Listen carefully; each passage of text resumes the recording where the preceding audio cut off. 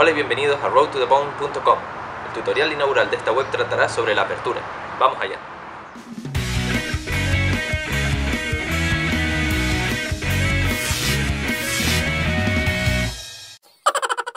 En todos los fundamentos teóricos que veremos se puede profundizar muchísimo, entrando en ecuaciones matemáticas, leyes físicas, pero aquí nos interesará la aplicación práctica y ver cómo afecta la apertura a la imagen final, así que ya profundizaremos en otro momento.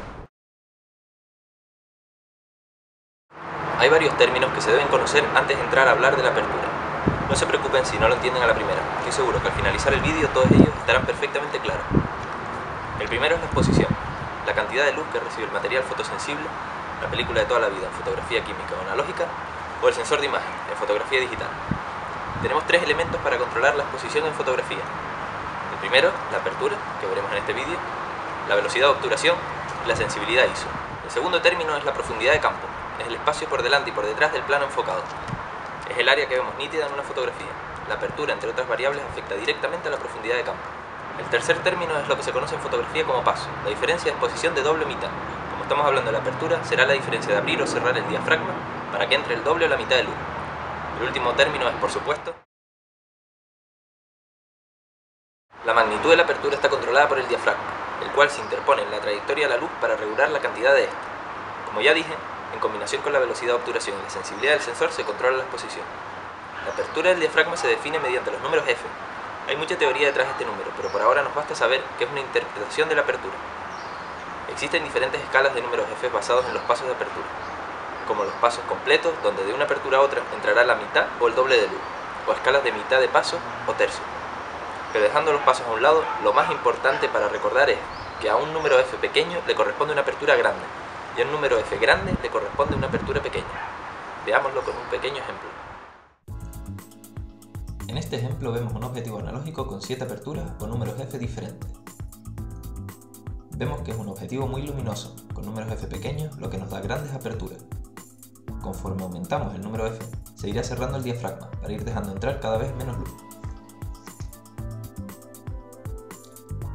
Es muy interesante ver cómo funciona esto internamente. Si partimos de la mayor apertura, en este caso 1.8, y vamos incrementando el número F, vemos cómo se cierra el diafragma, impidiendo cada vez el paso a mayor cantidad de luz.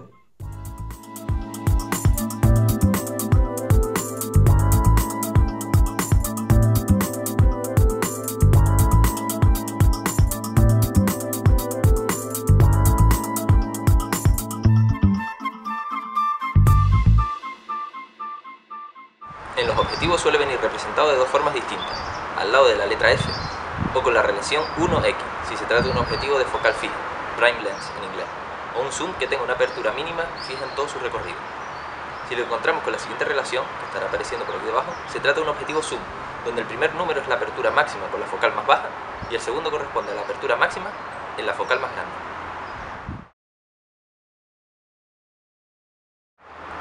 El efecto más evidente del valor de la apertura en una fotografía es sobre su exposición, dando como resultado imágenes sobreexpuestas, correctamente expuestas o subexpuestas, solo variando la apertura y dejando el resto de variables inalteradas, como vemos en el ejemplo que está apareciendo aquí ahora mismo.